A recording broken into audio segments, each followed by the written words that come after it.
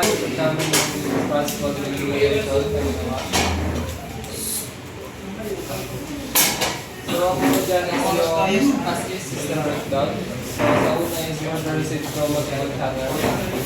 Like website, mobile app, physical branches, with unified system. So, unified system, so nag-result yun sa inconsistent, tsaka minsan incomplete yung mga order data. Tapos sa order details naman, since manually encoded origin based data, so mas prone siya sa human error verification. Sa payments naman are verified manually, so nag-provide siya ng delay before the orders can proceed to the next step. Sa shipment, sorting stations naman are handled manually, so which sometimes leads to parcel being sent to the wrong sorting hub. Sa package status updates, since hindi yung time, so mas nahihirapan yung customer na i-copy yung orders.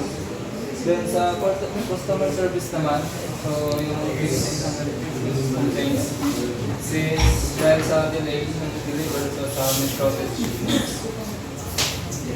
So ito naman is ang topic.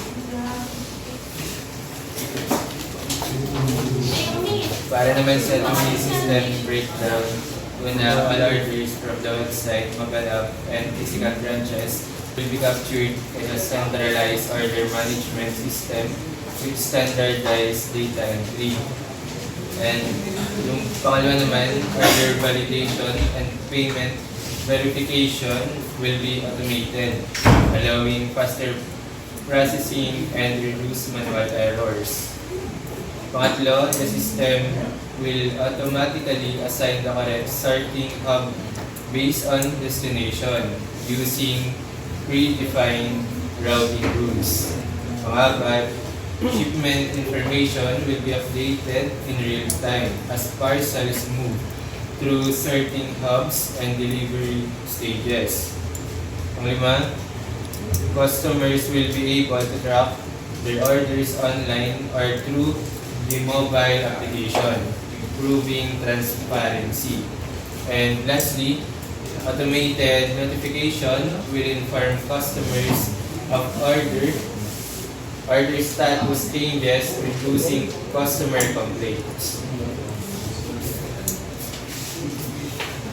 So, to continue po, so next slide. So, ito po yung key process na na-design po natin na bagong system. So, yung mga key process na yan, hindi ko na isa-isahin dahil matatakaw naman natin yan pag-discuss nung ating mismong BPMN. So, next naman is ito yung mga elements used. So, ganun din. So, show lang namin dyan kung ano yung mga ginamit, kagaya ng mga tasks, ng lanes, then so on and so forth. So, meron kami 8.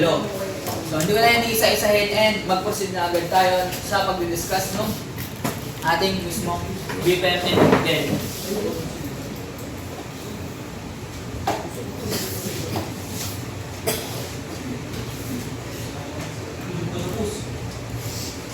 So, yan po yung ano.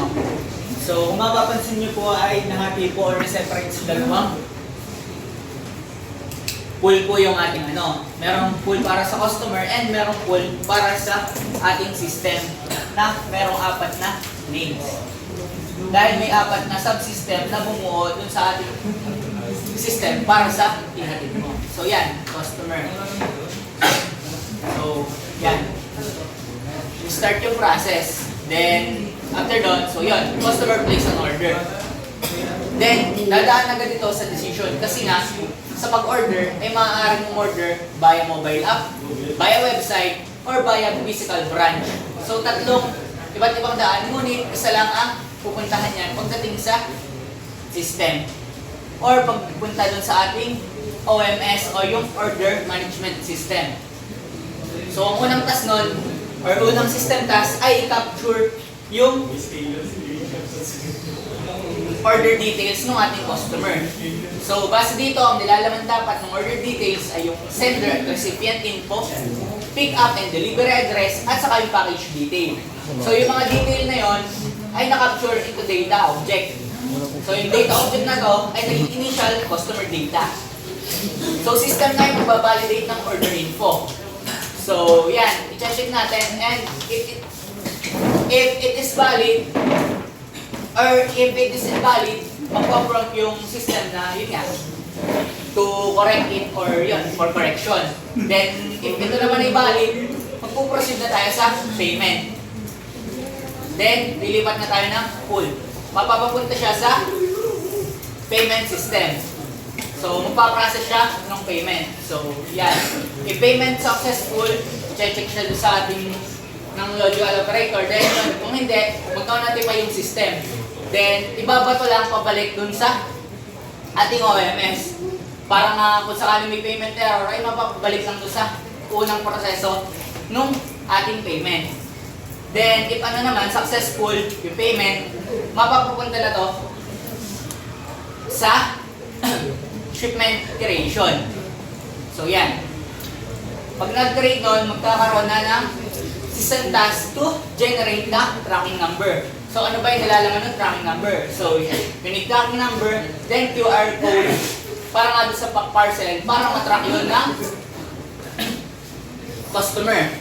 Then, dahil nga meron na tayong ganon, naka-generate ng data object, which is yung delivery details. So, itong delivery details na to, ang next na class ay mapastore sa database. So, yun. Edit mo, DB. Then, ano naman, yun, mag-notify siya papunta sa customer. So, yan. Mga. Then, sa pababa, sa system, madidetermine sa sorting and routing system. So, panibagong pool, bumaba na yung ating order. So, yun. Dahil meron namang information yung system patungkol sa ating destination, mararoute niya ng tama yung parcel base dun sa info na binigay ng user kanina. So, yun, madidetermine kung anong tamang sorting hub, then kung anong routes yung dadaanan ng parcel. So, system task na yan. So, hindi na manual yan. So, marireduce yan yung error. Then next, bababa na siya. Nandun na siya ngayon sa pool para sa delivery. So, yan. Delivery operations. So, assign delivery routes. So, yung delete kung anong delivery vehicle, kung anong courier, at saka kung ano yung delivery schedule. So, task naman dito ng mga magde-deliver ay ma-pick up nga yung package. Then after ma-pick up, dinasangla na yon. So yan, na-update na real time doon sa ating OMS yung ating package. So kung na-pick up na ba or in transit or kung nandun pa rin sa hub. So yan, system task na yon. Then after nun, ayun, yung task naman ng courier ay ma-deliver yung parcel sa recipient. So after niya ma-deliver, tungkulin din niya na mag-generate siya or maka-create ng proof of delivery or yung halimbawa yung signature or photo para nga sa proof. Then sa ating OMS, ayun, mag-update yung ating system na na-deliver nga daw yung parcel. Then, yun, tungkulin din ng ating system na i-notify yung customer na nagkaroon na nga ng successful transaction. Then yun, sa customer naman, makikita na successful na yung transaction, which is end na sa part ni customer. Dito din naman, sa part ng ating system, end na. Kasi nga, na-deliver niya na successfully papunta ang customer yung kanyang order. Then, kung mapapansin nyo dito, dun nga sa na-update na yung status, delivered na, nagkaroon pa ng panibagong data object na nangangahulugan na yung parcel or yung order na yon ay completed na. So, data object siya ng kung sa completed transaction, then yun, mag-i-store lang yun sa database, indicating na lahat ng transactions ng ihatid mo dito ay naka-store sa isang database. So yun, doon natatapos yung process ng system na to.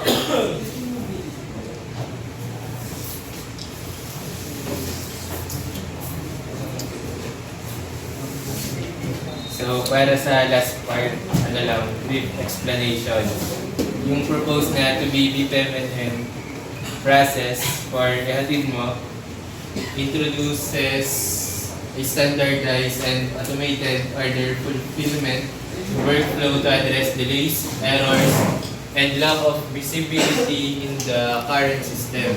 All orders from the website, mobile app, and physical branches are captured in a centralized order management system, ensuring consistent data entry, payment verification, and shipment routing are automated, significantly reducing manual processing time and rerouted packages.